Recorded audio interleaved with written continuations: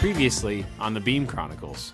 Sid, why would Charlie and Jackson take a trip to Aruba and not bring you? I do not think that they would. At this point, I really wished we would tell Cidney. It wasn't that we didn't trust him. We didn't want him treating us differently. I love Jackson and I love Charlie, but they should not get along. If they were meant to be together, then the universe is a very disoriented place. It had been 8.5 months since Prophet had last appeared at HQ. I tried to push his hand off. I tried to massacre him, tear him limb from limb, but I couldn't. He wouldn't move. There's one victory, one thing in the whole universe that I care about. It's you. You are my victory, you goddamn moron. But it's not exactly my fault that somebody blindsidedly eclipsed my entire list of priorities. Phil's on his way. I can't get Charlie or Jackson to pick up. Of course. Images of her pressing our heads together, stroking my hair, then firmly embracing me, flooded every magazine, newspaper, and social media website. But then the door to my apartment flew open, and a large, surprised purple man stormed inside.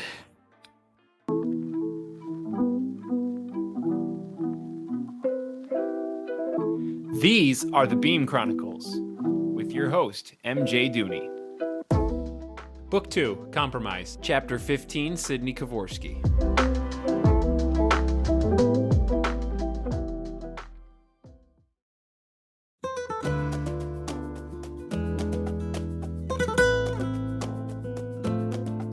I was a virgin, but not due to lack of opportunity. Well, no, that was not entirely true. Growing up, it was due to lack of opportunity. Until I was 17, the only female I had been in contact with was Cidney, my little sister, whom I raised as my own daughter from the time I was 12. After her, the next girls I saw were the equalizers of Beam, who had come to take my father, Elaine Rector, Maria Caraway, Charlie. So I supposed some of my virginity could be attributed to a late start and a severe underexposure to the opposite sex during my formative pubescent years. These days, I hardly went a week without some stranger propositioning me for sex. Nearly every public appearance since Flyfoon featured some desperate fool of a girl throwing herself at me, whispering illicit things into my ear, giggling with her friends. Attractive girls, yes, very much so. And were I perhaps a bit more relaxed in demeanor, I would have taken the majority of them up on their offers. I was frequently tempted to, and Phil often told me that I was an idiot for not doing so unanimously. It was not prudishness that forced me to reject them, more so discomfort.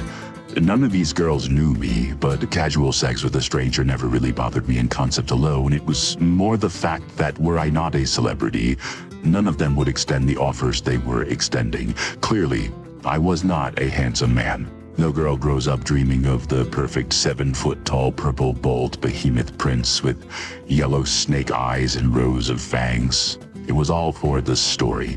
To be able to say they had done it, I was a gimmick to them. They were only using me.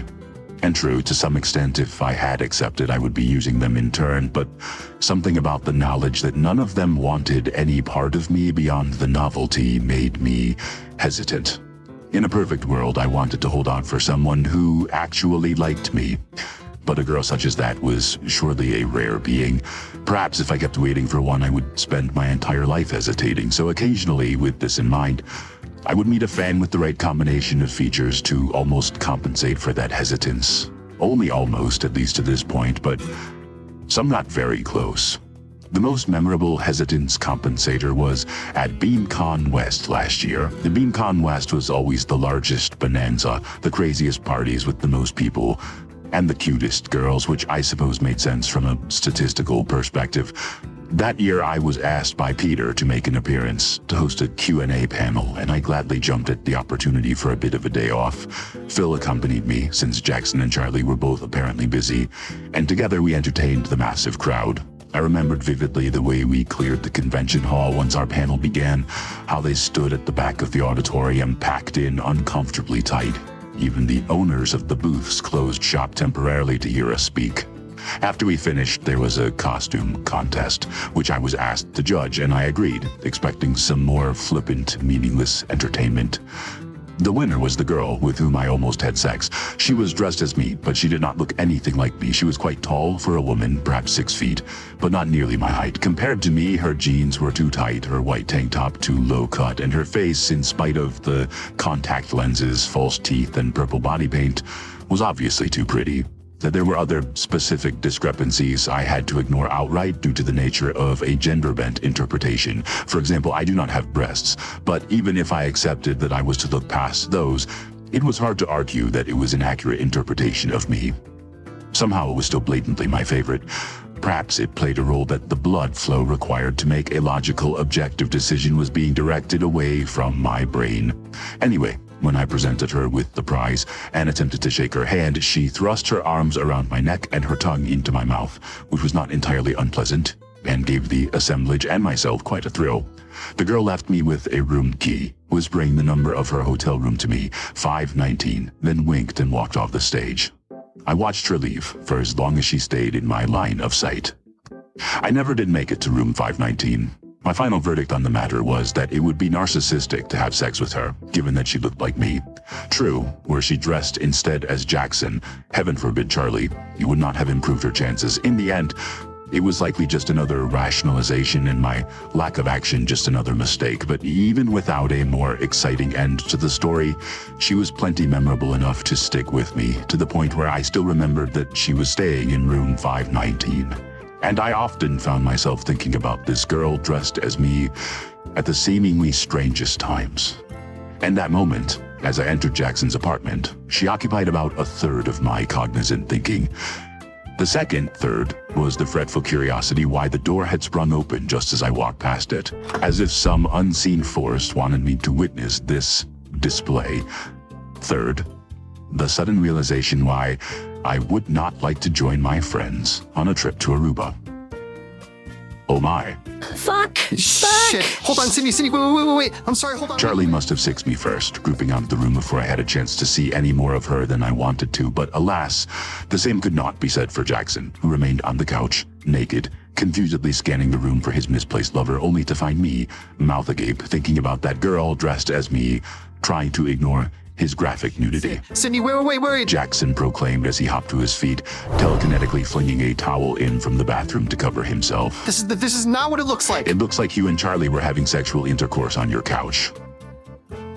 Okay, yeah, then this is exactly what it looks like. But I promise, buddy, listen, we weren't trying to shut you out of this or anything. Oh my. I shuddered just considering it. I am, flattered, my friend, but truly I do not wish to be involved in that sort of thing. I do not think of you or Charlie in that way. Jesus Christ. No, Cidney, I didn't mean... He palmed his forehead and took a deep breath. Okay, start over. But before he got his opportunity to retract his disturbing invitation, Charlie grouped back into the room. She was wearing her trench coat, and I suspect that was all, given the briskness with which she returned to Jackson's apartment. Cidney, we really wanted to tell you about this. We had to keep it a secret, but if we were going to tell anyone, we were going to tell you. You have to know that. Yes, of course, I believe that. Charlie proceeded with the explanation in a much more stable state to do so than Jackson, who instead just sat back on the couch and stared blankly ahead. But we didn't want to tell anyone for a while until we were sure what was actually happening. We didn't want the press to find out, or God forbid, to give Howie more leverage, and after a while, it just kind of became a secret. We didn't have a great reason for keeping anymore, but we didn't know how to tactfully approach coming out with it after so long. You know, I guess this is how it happened, which is not ideal, but we just didn't want you treating us any differently until we were sure we were actually doing something that warranted special treatment. Are you doing such a thing? She shyly glanced at Jackson, towel around his waist, leaning into his elbows. He answered my question. Yeah, Sid, I think we kind of are. You are? Are you... Pardon my forwardness. Are you in love, then? They avoided eye contact with me and each other, bashfully, almost ashamedly, nodding and smiling. And I was overcome with a sensation of pure relief. My feelings of isolation for all of these months were finally explained. This was their secret, the thing they were withholding, why Charlie knew when Jackson took a shower, why neither of them came to help me fight leper on the freeway, why she was able to get to him on the Detweiler Bridge when I could not. I finally understood all of it. It was not that I was alone. They were simply together. They were in love. Could there have been a more beautiful explanation? My best friends stood quietly, waiting for me to speak next, watching me carefully, weighing my response, too mortified to say another word themselves. This is my new favorite day. My favorite day of my life. Charlie covered her mouth and snickered.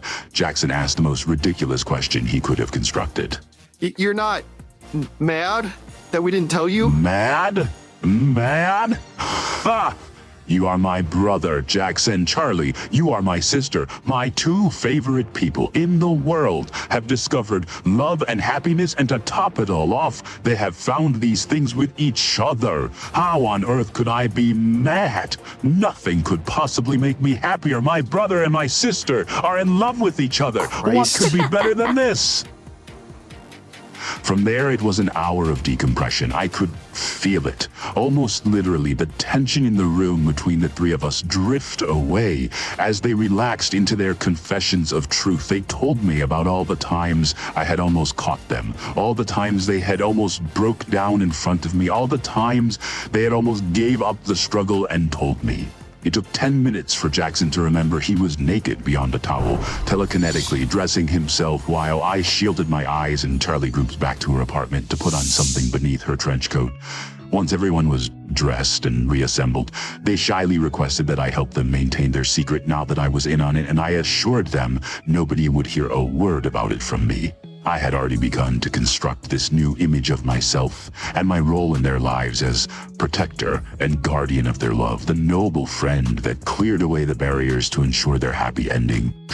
Perhaps a bit too swashbuckling, romantic, and cheesy to be upheld. But that detracted very little from the sense of warmth that it gave me. Jackson and Charlie romantically involved. I remember a day not so long ago when I assured Maria Caraway such a scenario was all but impossible. The universe, it seemed, truly was a very disoriented place. But for that shining moment, I could not be more pleased with my position within it. It was getting late, and I was about to leave them to whatever it was they intended to do, but someone knocked on the door to Jackson's apartment. Being the closest, I instinctively got up to answer it, and found waiting for me on the other side Peter Cranston. Peter, what are you doing here? Don't let him in! Charlie called from the couch, and Jackson snickered softly. Ah, gang's all here, eh? Peter smugly sneered, folding his arms over his chest. Just as well. I needed all three of you anyway. It had been a while since I had seen our press secretary exude such confidence while in our presence. What with the blackmail and threats of violence that had been tossed between us, it disarmed me, maybe even frightened me, and enough so to make me stand aside and allow him into Jackson's apartment.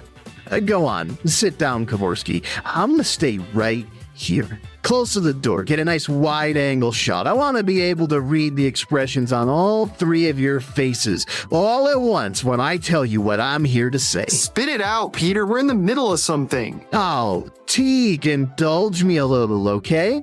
Give me just 1 second to take it in. I think I'm going to want to remember this moment for a very, very long time. Oh, shit. Charlie gasped, possibly having deciphered what Peter was about to tell us before he actually told us, possibly having some bit of evidence to confirm it. I was moments away from asking her, if only to truncate Peter's dramatics, when he cut the suspense himself. Prophet would like to see the three of you in his office. Oh, shit. Jackson and I gasped in unison.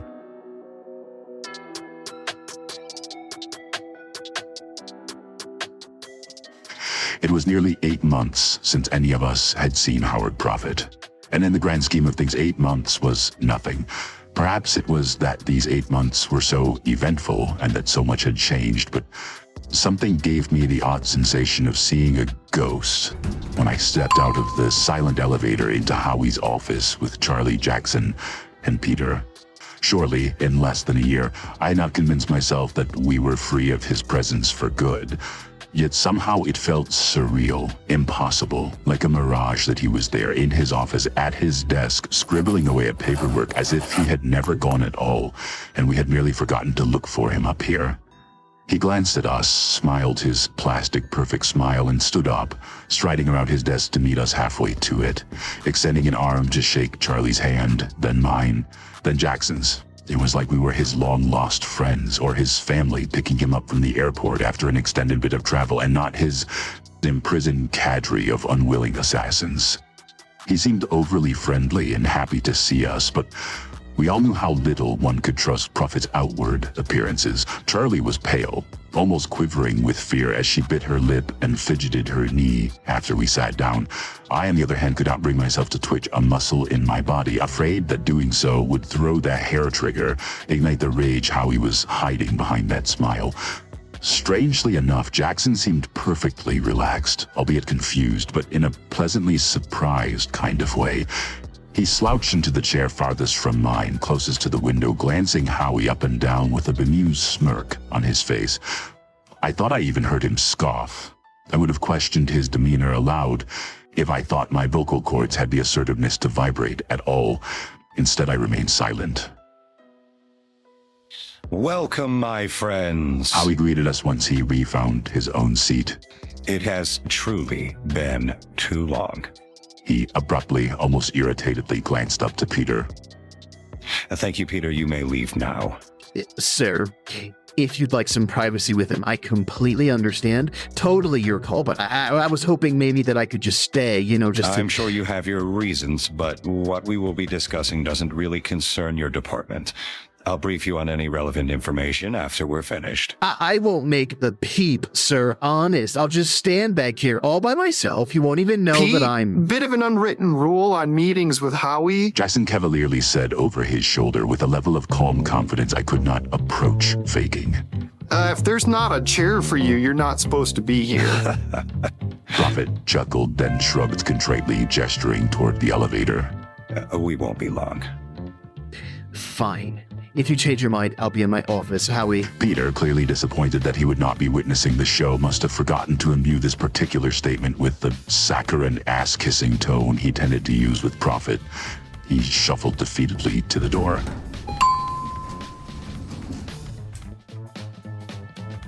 He does bring a bit of unnecessary intensity to the mix, doesn't he? Howie sighed, pinching the top of his nose once he was certain Peter was gone for good, then stood up to pour himself a glass of bourbon. If he weren't so good at what he does, I would have fired him months ago just for being obnoxious. Honestly, the way he was always able to hit the windows of service, contacting me precisely at the moments when I returned to a cell signal, leads me to believe he was either tracking my location for the last 8 months or simply never ceased calling me. I don't know which option makes me more uncomfortable, and unfortunately, I think it was probably a little of both. He returned to his seat, sipping on his whiskey, while the three of us sat quietly waiting for him to get to the point of this meeting. During this brief bit of venting over Peter, a rare and temporary moment in which Howie let his guard down, I noticed the sheer exhaustion in his eyes. Everything else about him was as practiced and polished as ever. His suit, his hair, even his fingernails were perfectly clean and cut. It was unspeakably subtle, practically invisible, and it was only because I knew him so well that I detected it at all. But for just that fragment of an honest minute, when he stopped pretending to smile, I could see the bags beneath his eyes, the droop of his upper lid. Whatever he had been doing for the last several months, it was clearly enough to impact him on a deep level. Rarely did Howie let anything affect his appearance at all. In any case, he set down his glass, clasping his hands together. The noise caused me, and only me, to jump ever so slightly. Charlie was never so easily startled, and I could see in my peripherals Jackson was still skeptically at ease. Peter was actually the first order of business I wanted to bring up at this meeting. Be nicer to him. I know firsthand that he can be grating, and I know that you've had your differences with him. He widened his eyes at Charlie, who nervously began to chew a lock. But he is good for this organization. The blackmail ends, the violence ends, on both sides. Are we clear? I will instruct Peter that he holds no authority over you, that anything he says is to be taken as a suggestion, to be heeded at your discretion, and that if you ever make any decisions that he considers severely detrimental to your image, he may bring the issue to me. For the most part, you seem to be doing well enough without him, but we cannot ignore that he was instrumental in getting us to where we are today, and so for history alone, I want you to try to keep at least neutrality, to end the antagonism. Yes? We humbly nodded together.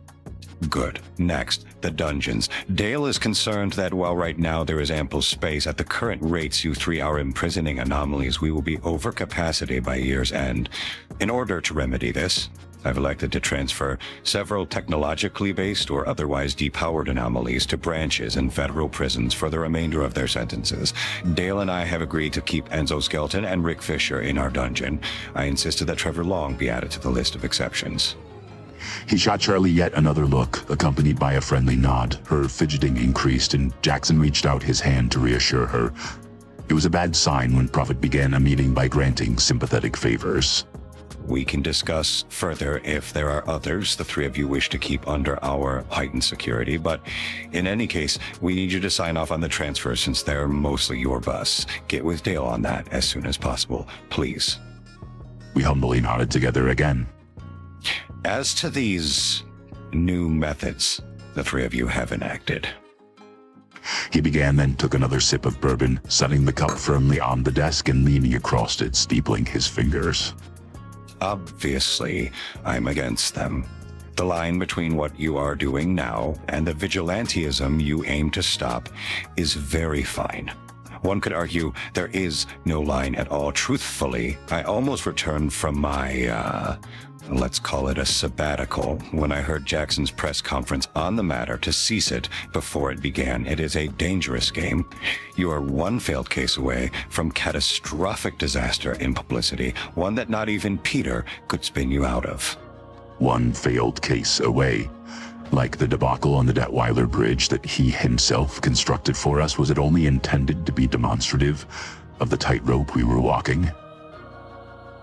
That said, I hesitated. I waited to let the experiment run a bit, to see if the winds of change had distorted the landscape enough to make it a possibility. And I will admit the efforts have been remarkably successful as of yet. Hostage situations have increased, but you've done well to thwart those. Public opinion has never been higher. Perhaps it is even to the point that it could buffer you in case of a slip-up. The failure to equalize legitimate threats was a concern, but the dungeon appears to be holding them beyond leper anyway, which is a matter of discussion for a later time, and I believe you are emerging victoriously with enough emphatic punch and flawless ease that, in spite of the fact that anomalies walk away alive, it has done nothing to counter our stance on zero tolerance or detract from our image. If anything, it may be enforcing the futility of standing up to Beam. We can catch you and stop you before you do anything without breaking a sweat. We don't even have to kill you to do it. In short, the experiment is working. I'm baffled, stunned beyond words to appropriately express it, but I will admit to being wrong when the evidence is so blatantly glaring me in the face. Your new rules can stay for now, but the instant things get wobbly, the instant somebody gets hurt or something goes awry, it's canned. Hard, cold, immediately. Without question, we go back to the tried and true way. We go back to the structure and accountability that has gotten us this far. One fuck up. Are we clear? We humbly nodded together, anxiety increasing. Howie had granted us a third consecutive win. He must have been building up for a monumental loss. All right. Last topic. This ought to be the quickest. Yes or no question. He reached into the drawer of his desk and retrieved a magazine from that morning. Printed on the cover was the now infamous picture of Jackson and Charlie on the Detweiler Bridge, locked into a passionate embrace moments after she pulled him back to reality. The title, in bold, impossible to miss letters. Super couple? Well, answer their question for me. He said coolly, leaning back into his chair. We're not allowed to use the word super that way, Howie. Jackson cockily smirked. Charlie and I both snapped our heads toward him, glaring him down for the reason he was being so flippant. I could not find it, and judging by the bounce of her legs, 6 senses did not enable Charlie to do so either. Indeed. Allow me to be a bit more direct then. I apologize if it comes off indelicate. Are you sleeping together? Are you having sex? No. Jackson stuttered. It was easily the least confident thing to leave his lips so far this meeting, precisely when we needed it the most. Howie turned to Charlie, who closed her eyes and shook her head feebly. Finally, he came to me. To the best of my knowledge, they are not, Howie. He smirked, nodding slowly, intertwining his fingers and leaning his mouth into them, resting on his elbows. See, here's the problem. Cidney should not be the most convincing liar about this subject. Kill Trevor Long. I beg your pardon? She lifted her chin off her chest. Equalize him. Equalize Rick Fisher and Enzo Skelton and every fucking person in the dungeon. Hell, I'll do it myself. I'll line them all up and take them down. Clear the whole fucking thing. Charlie, I don't think... And tell Cranston he's got full control. Tell him whatever he says goes. Tell him he can call me a cunt and a bitch and a whore until he forgets what the words mean. Sign me up for 50 commercials. Put me in the most ridiculously sexist outfits you can find. I'll do them naked, Howie. I do not care. And we'll go back to your rules. Fuck our new world order. Wow, Charlie, this is a little disgusting, honestly. Way to, show some conviction. I'm fucking showing conviction. I'm fighting for what matters the most. There's only one thing I care about, remember? Fuck them. Fuck the rest of the world, Jackson. Seriously, Howie, whatever it takes. Whatever it takes. I'm begging you. Please, let me keep this one thing. Please. Charlie, this is so unlike you. I love him, Howie. I never thought Do you have any idea Charlie, my goodness. Howie laughed out loud, raising his arms in the air to demonstrate his innocent lack of ill will. He dropped them onto the desk, then eased into the gentlest smile I had ever seen him wear. What you do in your spare time, whom you sleep with, God forbid whom you love, is all no business of mine. I had no intention of interfering with your personal affairs. You didn't? Not at all. Hell, I've known this was coming for years. You don't need precognition to see the writing on the wall, the destiny the two of you were headed toward, the magnetism. I don't think I could circumvent or otherwise derail your romance, even if I were inclined to do so. I'm not inclined, mind you, but it's safe, regardless. Then why did you bring it up? I just wanted to address how we were planning to approach the issue from a public relations standpoint is all. I wanted to get us on the same page, since right now, it seems Jackson's constant denials, which are utterly unconvincing if you don't mind me saying so, Jackson, are only succeeding in fanning the flame. I thought we might work together with Peter to construct a plan to contain it, to grant you to your privacy in a sense, or hell, come out with it to the proper fanfare it deserves. Either way, I was only intending on lending you my assistance. You're always such a helpful guy. Excuse me, Jackson, is there something on your mind? Finally, whatever was granting Jackson his ease in this eggshell situation began to express itself through his tongue. I held my breath as he spoke. You've been gone for 8 months. I mean gone. Vanished. No trace. 8 months. Did you actually just come back from wherever you were to congratulate us on our relationship, ask us to meet with Dale about paperwork, and tell us to keep up the good work? Charlie and I were both too stunned to move, never mind request that he shut up. Howie, meanwhile, just leaned back in his chair, took the last sip of his whiskey, and smirked. No. I also requested that you play nicer with Peter. Yeah, my mistake. So that was the one? Which of those 4 things was the one that was so urgent it made you realize you couldn't spend another second off doing whatever the hell you've been doing all this time because you had to tell us? Jackson, please shut up. Charlie whispered without looking at him, nervously bouncing her leg more rapidly than ever. You assumed that my sabbatical was interrupted exclusively to come back and talk to you. Try to be a little less arrogant, Mr. Teak. I know you're a celebrity now, but a big head is a bad look for anybody. Why did you come back then? My task was completed. It was time for me to return. And that task was? Not your concern. No, of course not. That sounds more like Howie. Jackson, seriously, shut the fuck up. She only spoke slightly louder, still facing into the floor, but shifting her eyes toward him this time. Is there some particular aspect of my request that's making you so uncharacteristically disobedient, Jackson? The ironic disdain dripped off the end of his sentence, which only served to escalate Jackson's own brazenness. I just feel like a compromise in which I get everything I wanted isn't a compromise at all. It all just seems a little fishy. Who says we're compromising? Who says I care? Who says I can be bothered to care at all about any of this nonsense? Cut the bullshit. I know you, Howie. You don't just call a meeting to tell us we're getting everything we want without parlaying that into a favor. So just come out with it. What do you want? What is it we're going to have to do to keep you in such a generous giving mood? Because I kind of want to read the fine print this time before I sign another contract with you. Stop. She turned all the way around, stared at the side of his face, but he did not bother to turn toward her, perhaps afraid that if he did, the fear in her eyes would dissuade him from his crusade. Shut the fuck up. Say thank you. We can go home. Could you possibly be this stupid? What the hell is wrong with you? Stop. He reached down and grabbed her hand, squeezed it and released, raising his eyebrows quickly to ensure that he knew what he was doing, still without directly looking at her. This did not mean he was done poking.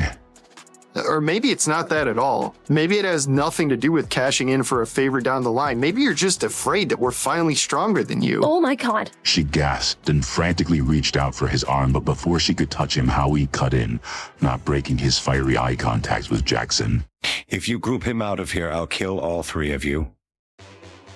She froze, clenching her fists, biting her lip, shaking like a leaf. I did not budge. I could not. Jackson, please. Can you do that, Prophet? Can you kill all three of us?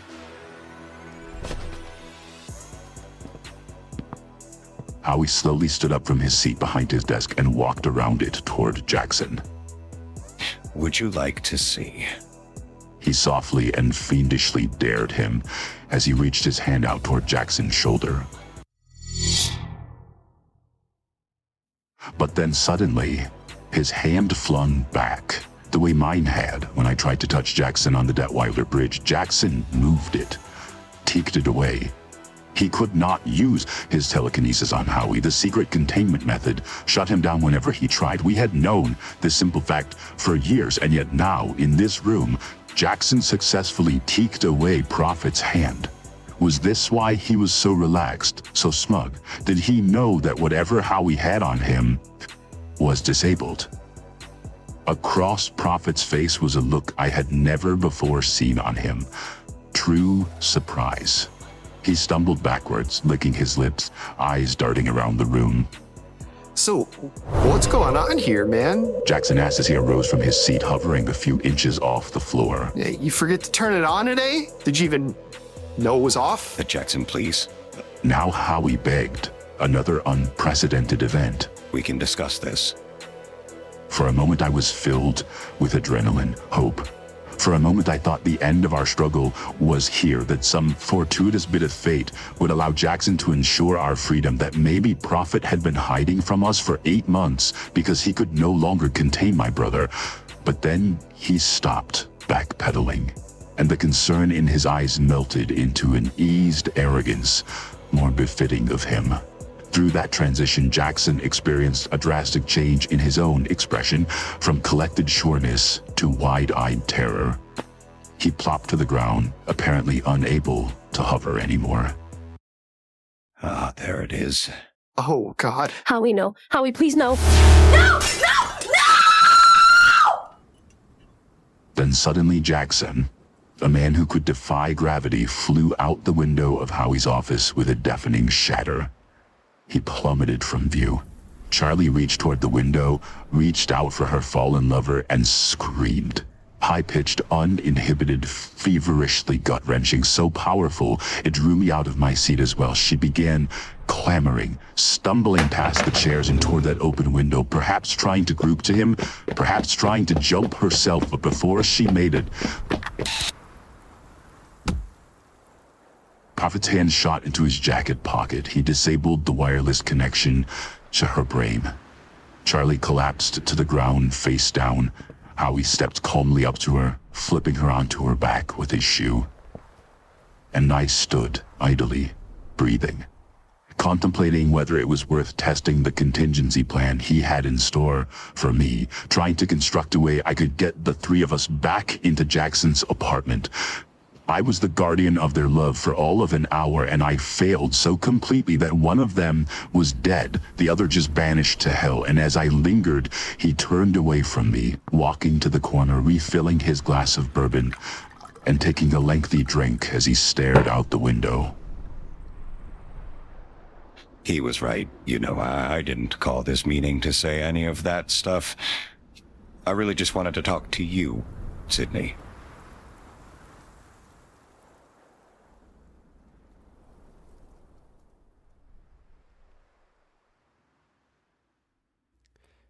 Thank you for listening to the Beam Chronicles, a fiction podcast written and produced by me, MJ Dooney. For any comments or concerns, email me at beamchronicles@gmail.com, especially if you'd be interested in an art collab. I think at this point, all the people listening to this have probably given me that sweet, sweet 5-star rating on Spotify, Apple, or wherever you're hearing this. Maybe if you want to do something else to show your support, recommend me to a friend or two. I'm comfortably making this for myself now, in that passion project territory, but man, it'd be great if I could expand my audience a little bit. I work really hard on this. I want people to listen.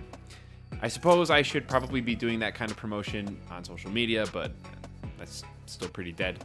Instagram, YouTube, Twitter, TikTok. I don't blame anyone for ignoring this part because I never use any of those things. All music and sound effects sourced from the Epidemic Sound Library. Special thanks to Sergio Duarte for creating the cover art for the show, and thank you one more time for listening.